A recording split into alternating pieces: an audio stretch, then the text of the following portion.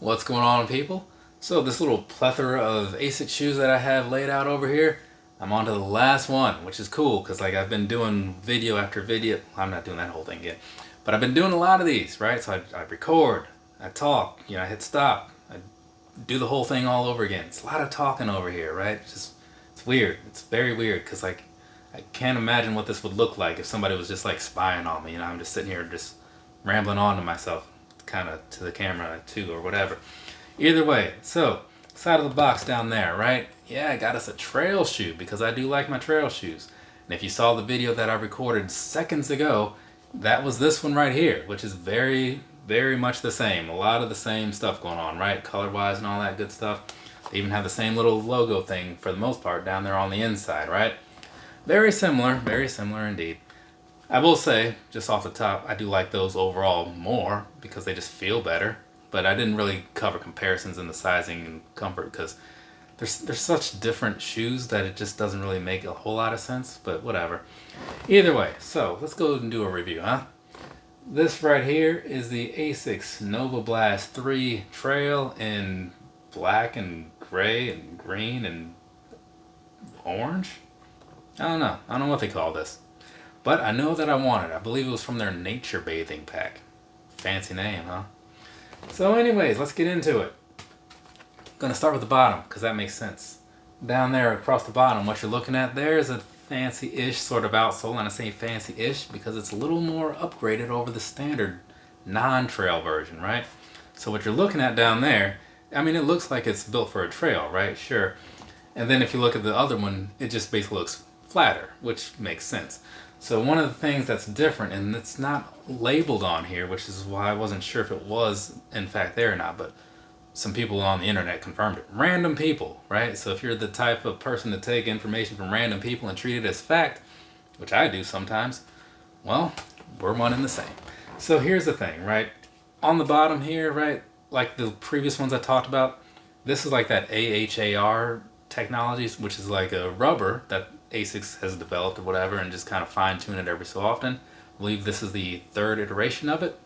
So what that's doing down there is just giving you extra durability and all that stuff, right? Same with like the Continental stuff on the older Ultra Boost, or that whatever you call it on the bottom, like the React shoes, right? It gives you that extra durability and traction and blah blah blah. So that's cool. But that's on the trail version. On the standard Novablast 3, it's just a standard outsole down there. I don't know what that is, but it's not this. So that's a minor difference. Actually, it's a big difference, really, because like that comes into play with like the overall durability of the shoe. So something to think about. Otherwise, just saying it now, everything else about these seems exactly the same.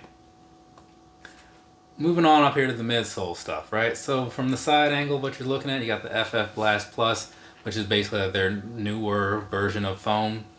I don't know if it's newer than the turbo or whatever, but it doesn't matter because this doesn't have the turbo. Either way, it's lighter, it's better, it's more responsive and all that good stuff. So there you go. Typical upgraded things, right? So let's move on and get you some other pictures because other pictures help me round out the idea of what this shoe looks like.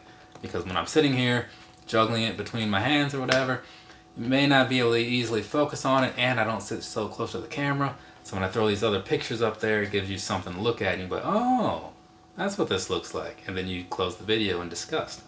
Or you don't, whatever. So anyways, let's go ahead and get things moving along because, I only want to talk for so long about something that I feel like I don't need to talk a lot about. Now, I covered this one pretty in depth, right? Because I did that review for like when I got the pairs and all that good stuff, right? Now that I've worn them, that's where this one kind of comes in. I can talk a little more about it when it comes to like the sizing and comfort or whatever. But that is later. Right now, it's all about personal thoughts time. Yeah, so let's do that. These right here, personally speaking, I am okay with them. I'm not a huge fan though, right? And that just comes down to because like the look of them, some of the colors look fine, right? And even the ones that look really good don't completely sell me on it because it's still just a lot going on with like the way this midsole is, right?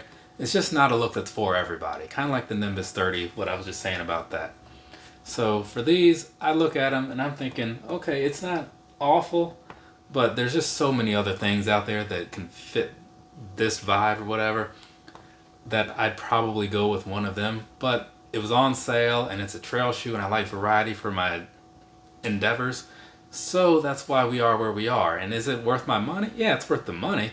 It's just like if you are trying to decide one thing or another and you're not going to buy multiples, I would say that this isn't the one. But that's just a personal take, right? Yours may vary, but that's fine. We're all different people. We all have our own opinions. But it's still something reliable because Asics does pretty well for themselves. So I don't want to talk down on it as if it's bad. I'm trying to stress that. It's not bad. It's just it's not for me so much, right? And it kind of sucks they only have limited colors. So if you are looking for a pair of trail shoes, I think this was this the only color they had? It might have been. There, if anything, there might have been two. But yeah, so not a whole lot to work with there. If you are looking for like the standard Novablast 3 though, those come in a variety of colors. So if you're on board with the look, you might want to just lean that way. And they probably would still be fine, okay for trail use. But you know, when it comes to like actual weird terrain, good luck to you. Anyway, so after that, let's go ahead, wrap that up, talk about some sizing and stuff, because that's important, I suppose, right? And then I can be done, which is actually even more important. So, sizing wise, I bought these in my standard 9.5 sizing because that is a thing that I do, right? They fit how I expected them to. And the other thing about that though is that while the dimensions seem fine, the way they're knitted, they just seem to have a little bit of a roomy sort of feel, right? I'm not saying it's like go a half size down roomy. I'm just saying kind of like when you think about, say, like a Presto fit versus like a VaporMax 2 fit, right? You know, one is just a little more, it's just tuned different, you know, as far as like the knitting and stuff goes, right? So it's just something that I feel like I should pass on, but it's not a deal breaker by any means. I still say true to size is going to be good for most people. And if you're a wide-footed person, Asics does cater to a lot of wide-footed people. So check their site and they'll have a lot of things in wide-footed options. So, you know, do whatever. Now, as far as walking on these, they feel like you would expect them to feel, right? Because it's got this trail sort of outsole, so it doesn't feel like you're walking flat, even if you're on just like a normal surface, because it's made for different terrain, right? So you can kind of feel that under your foot. It's not a bad thing, I'm just saying that's a thing, right? And as far as like the midsole goes, and that's the thing that I noticed when I was wearing these like with mom and dad like last month or whatever, it's a very squishy sort of feel, right? And it can feel a little bouncy at times, you know? So that's kind of where I'm like if I was to run in these, which I haven't yet, then I would probably not be a fan of them so much. But I've heard a lot of good things. It's just I generally feel like I want more stability in my runs or whatever. But like I said on the past couple things, if you're just walking in them, I think you'll be fine. And you can just treat these all the same and just go with, of all the things I've talked about today, whichever one looks the best to you, right? Because I don't think it's going to matter that much. It's just like very minor details. But, you know, some people just get picky. I mean, I'm one of those people at times, right? But I think that's enough. I just, you know, to show you what these look like on the feet and all that. I mean, saying true to size kind of like leaves most people with enough to walk away with anyway, right?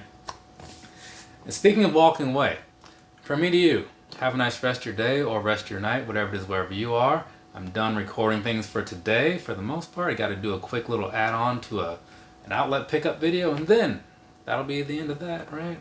Maybe. Later, people.